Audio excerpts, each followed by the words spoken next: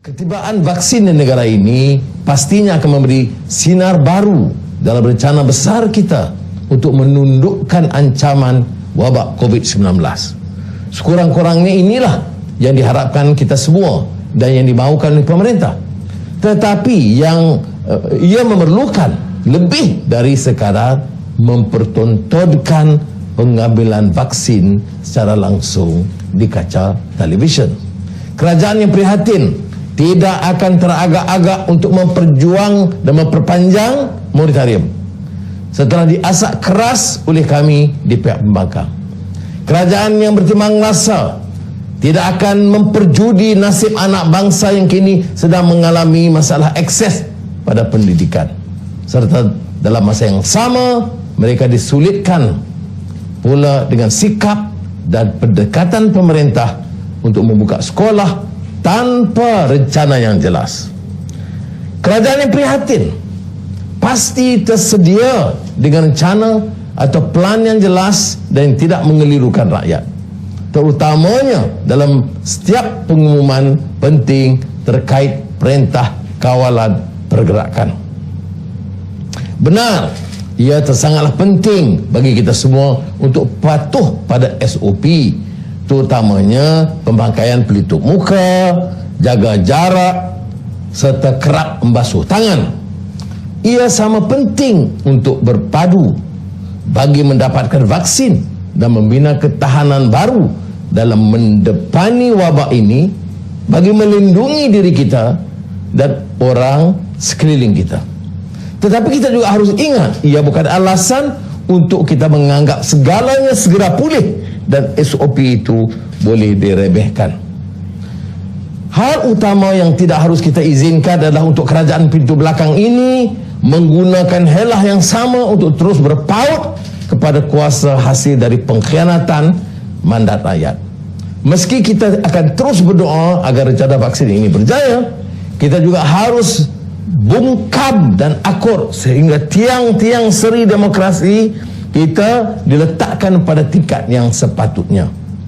Kerjaya menteri yang bertanggungjawab untuk fasa vaksinasi juga tergantung pada aspek pelaksanaannya.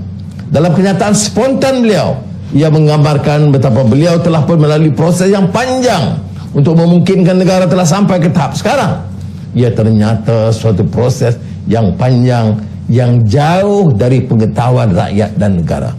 Beliau sebut bahawa pemerolehan vaksin telah tertangguh lama, tetapi ia tidak seperti yang digambarkan. Meski vaksin telah pun kita terima, siapa yang akan menerimanya dan bila, dan bagaimana dengan aspek mendidik rakyat terkait risiko serta manfaat vaksin? Mengapa Malaysia hanya baru menerima vaksin sekarang? Tentunya rundingan memerlukan masa dan pengawal-pengawal selia mesti diberi kuasa yang secukupnya. Tetapi mengapa Malaysia begitu lambat?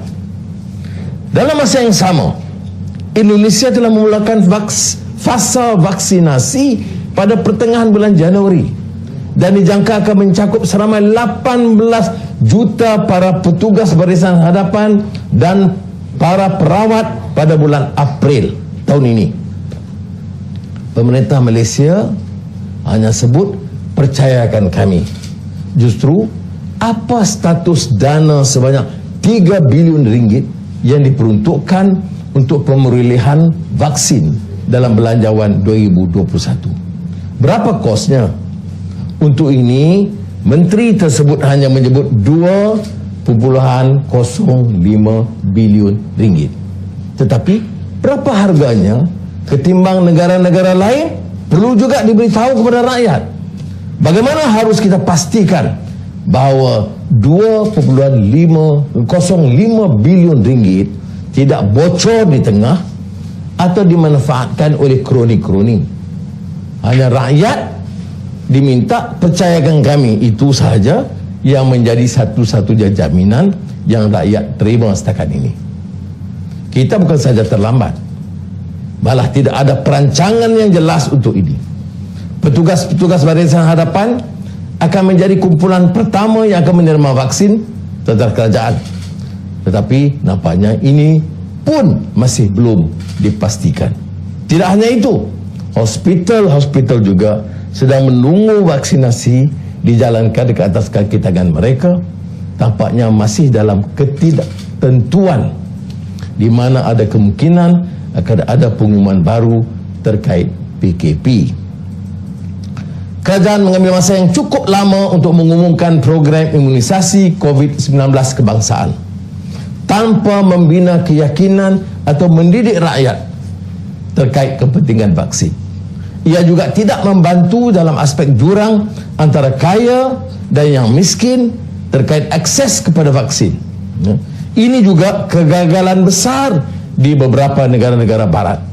Atau infrastruktur digital yang diperlukan memandangkan aplikasi MySejahtera dilambatkan dengan chip-chip digital. Ia mengusulkan idea-idea yang gah mengenai pengesanan kontak, pengawasan genomik dan kajian lanjutan mengenai kekebalan dan kemungkinan mutasi virus, tetapi ia langsung tidak menampakkan rencana yang jelas.